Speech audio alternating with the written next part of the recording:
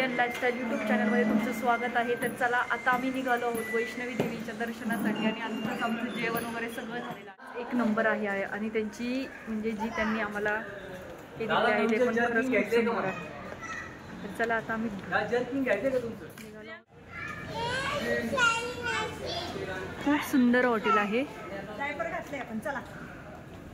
जोर से बोलो, जोर से बोलो। संध्याकाळची वेळ होती आणि आपण आता निघालो होतो माता राणीच्या दर्शनाला आणि रस्ता पण खूप छान होता जाण्यासाठी, पण आपल्याला चालत जायचं नव्हतं तर आपण जाणार होतो घोड्यावरती। आणि कारण कृष्ण आणि राघव पण प्यार से बोलो जय माता दी। तूने मुझे बुलाया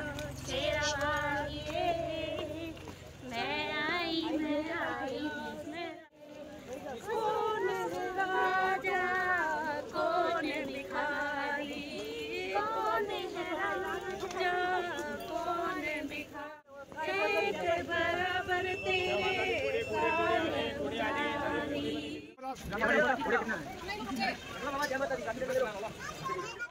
आगे से करोगे। जोर से बोलो जय माता दी, माता माता की। हेलो डिसाइड इधर से हेलो ला बोलो जय माता दी। माता रानी आपकी मनोकामना पूरी करे। जय माता। थैंक यू दादा। जर बॅग चेक होते।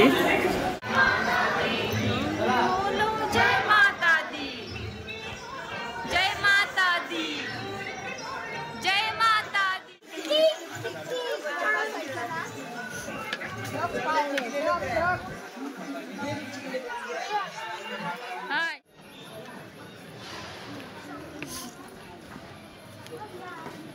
याच ठिकाणावरून घोडे बुक करायचे होते कारण वरती गेल्यानंतर घोड्यांची प्राईस पण वाढली असती आणि ते आपल्याला पाहिजे त्या ठिकाणी सोडवत पण नाही। तर इथूनच आम्ही घोडे बुक केले आणि फायनली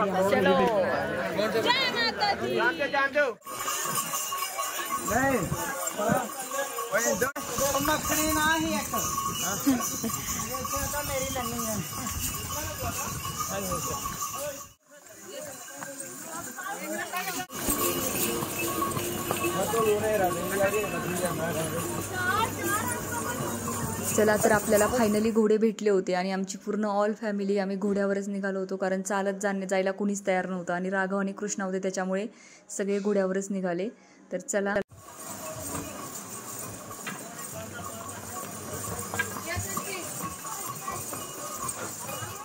जोर से बोलो, जोर से बोलो, जोर से बोलो, जोर से बोलो। अरे इकडं चला तर आता आम्ही आलेलो आहोत जवळजवळ माता राणीच्या दरबारामध्ये, पण आता आम्हाला इथून चालत पण जायचंय कारण हे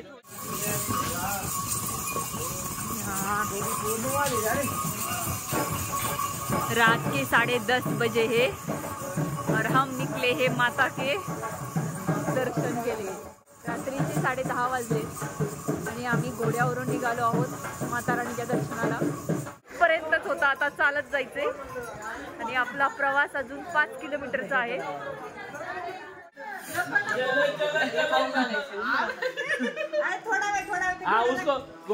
बघितलं राघव अजिबात घोड्यावरून उतरत नव्हता कारण त्याला खूप भारी वाटत होतं आणि त्याला बळजबरीने आम्ही खाली उतरवलं कारण त्या घोड्यांना खायला पण घालायचं होतं, त्याच्यामुळे घोड्यांना खायला घालायचे म्हणून आम्ही अर्ध्या रस्त्यावरच आम्हाला थांबवलं। तर चला आता आम्ही आलेलो आहे माता राणीच्या दरबारात।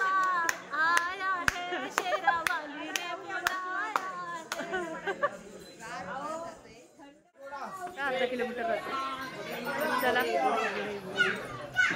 भेटू आता माता राणी। चला तर आता पुन्हा निघालो आहे, थोडंसं अंतर राहिलेलं आहे, त्याच्यानंतर आम्हाला अर्धा किलोमीटर चालत जायचंय। तुम्ही पण जर कधी आले तर घोड्यावरच हे करा कारण इथला खूप प्रॉब्लेम आहे। चला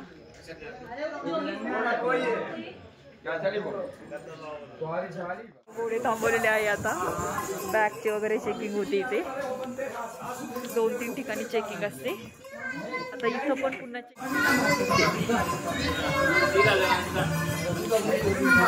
चेकिंग आहे आता.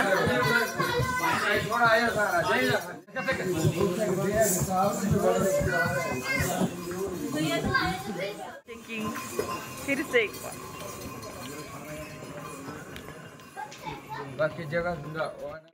आता घोड्यावर बसायची इच्छा नाहीये, इतके पाय दुखायला लागलेत ना, अजिबात इच्छा नाहीये, पण अजून थोडा वेळ बसावं लागणार आहे. हे आहे माता राणीचं मंदिर आणि इतकं सुंदर आणि इतकं छान वाटत होतं ना, इतकं प्रसन्न वाटत होतं. खूप छान मंदिर आहे हे. आपला घोड्याचा प्रवास संपलेला आहे. आता आपल्याला चालत निघायचंय. आता अर्धा किलोमीटर राहिले अजून. मंदिर तर आलंय जवळजवळ. आता इथून पुढे घोड्यांना अलाउड नाहीये. आता इथून पुढे आपल्याला चालत जायचंय आहे. बघू शकता तुम्ही भैरव घाटी मंदिर. भैरवनाथाचं मंदिर इथून 2 किलोमीटर आहे.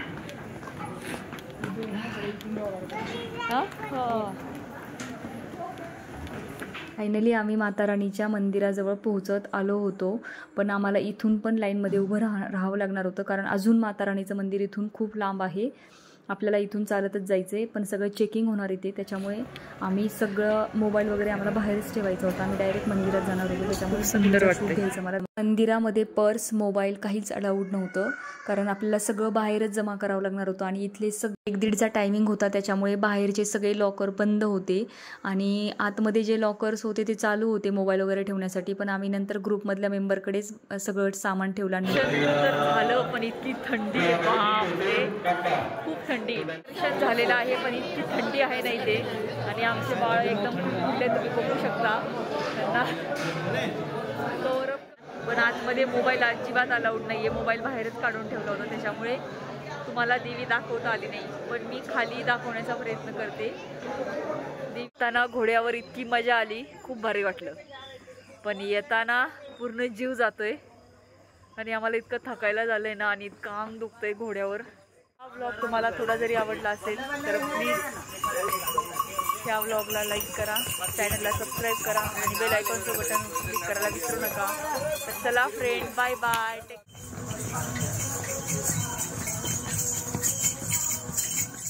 इथे जे माता राणीचं मंदिर आहे सेम तसेच तिथं माता राणीचं मंदिर आहे. आमचं दर्शन खूप छान झालं, खूप सुंदर झालं, खूप मस्त वाटलं, खूप प्रसन्न वाटलं. तर चला फ्रेंड, बाय बाय.